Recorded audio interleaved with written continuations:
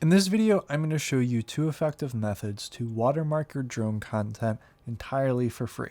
These are specifically catered for drone pilots. These can be used as much as you want. Now, chances are if you're watching this video, you're some type of drone pilot that has either had work stolen or is worried about having their work stolen.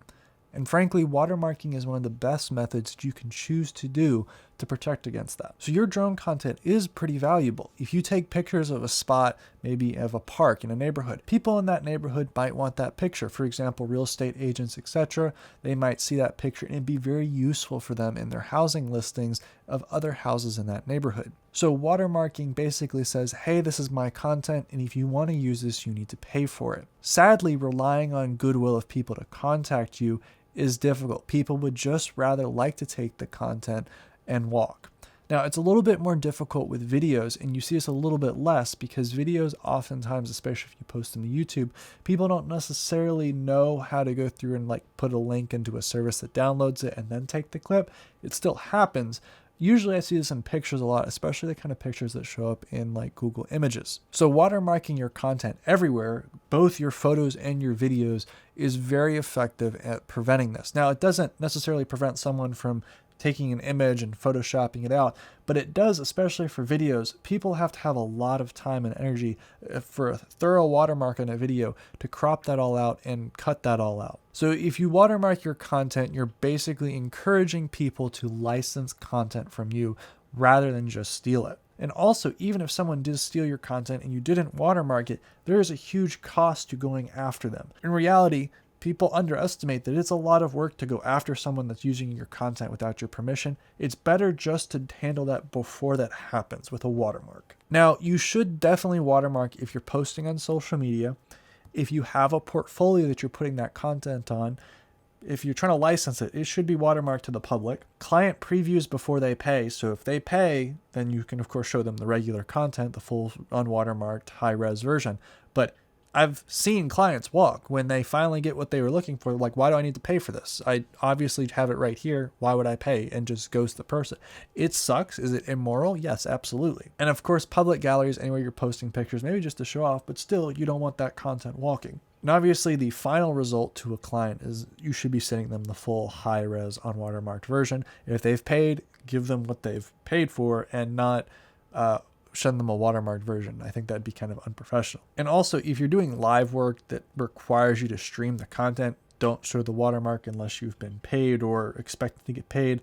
In those situations, I definitely recommend setting up some type of deposit system rather than just relying on goodwill of people. So a really good watermark needs to be visible, but not too distracting. It needs to be hard to crop out, which means it's probably a repeating pattern, and it also needs to be semi-transparent. So that's kind of like the happy medium. It needs to be semi-transparent so it still can be seen, but not distracting. It should have consistent placement. So again, it's hard to just crop out one. It should be across the whole image. It should scale with the resolution. And you really want to avoid very small logos in the corner because they will be cropped out and your content will be used. Also, if you put a big logo in the center, a big opaque logo in the center, don't do that. Now I'm going to jump over and show you two methods you can do to watermark. The first method is basically what I'd recommend if you're just doing something on a portfolio posting.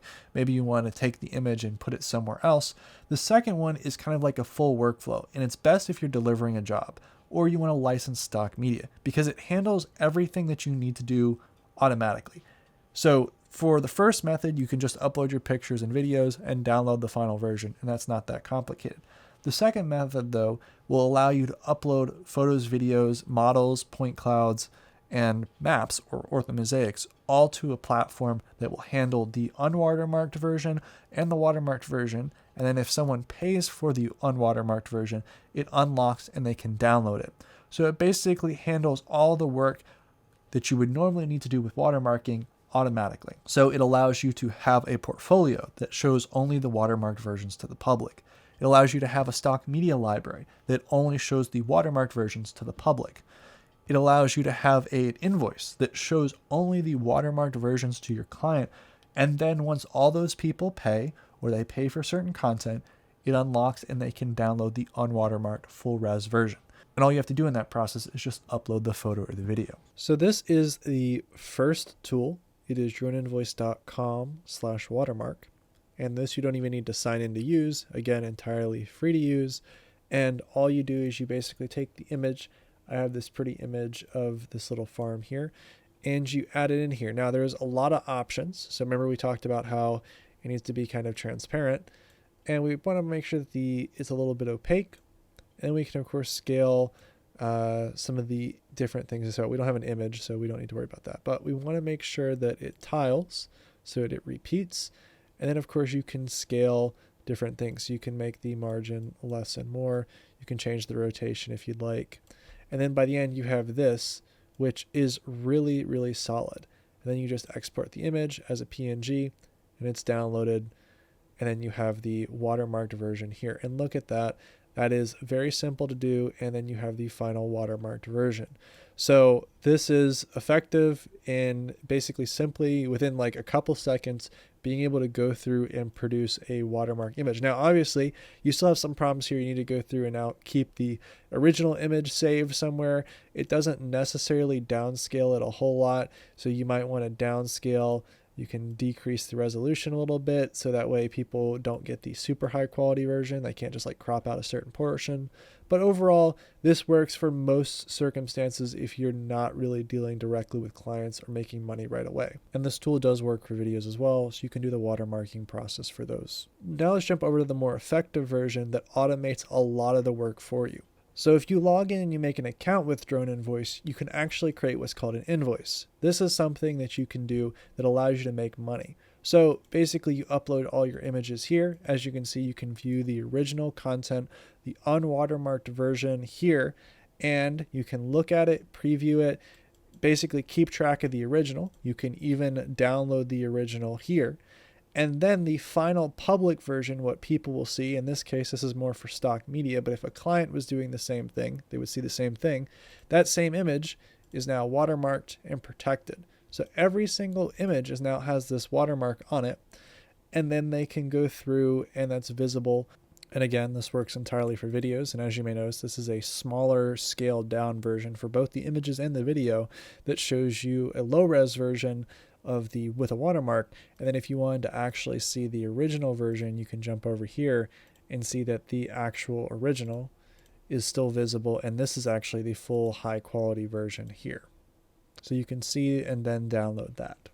And then once the client or the person that's trying to license this pays for it, then it shows the unwatermarked version, which I think it might be best to show this version because this shows you a little bit better. It looks very similar to this, which shows you then the unwatermarked version here, and you can then view it and download it.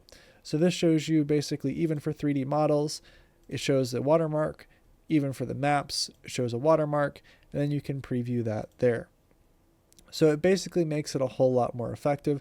There is a couple different tutorials on how to set this all up, how to deliver a job with this, and it's very effective at basically preventing any of the unwatermarked content from getting out. And this also automatically advertises it across the internet and Google Images, etc. So that way those people that find it know exactly where to come to license it and can't just steal it from Google Images. Now lastly, let me give you some important advanced tips. If you're not choosing to use Drone Invoice to handle both the watermarked and unwatermarked versions, make sure you keep a separate version of each. And if a client contacts you and they want the unwatermarked version, all you have is the watermarked version because that's all you upload to YouTube, that's a very frustrating place to be. And a lot of times people forget to watermark content when they put it on social media. Social media, just like Instagram, Facebook, all that, content can walk on there too. It's not just Google Images. If you upload content to YouTube, for example, and you don't watermark, you can still easily get it through some of the link sites that will take it and give you a download. So just keep that in mind that you really want to make sure every content that you upload should be difficult to download the unwatermarked version and pretty obvious. And if a platform says that it protects the media that you upload via copyright and doesn't show a watermarked version, you should probably always take initiative then yourself. So a good habit is to basically just capture the media that you want, edit, do your Lightroom, your adjustments, your color grading, and then export a watermarked preview and then store the original file, or make sure that you only publish the preview, the watermarked version.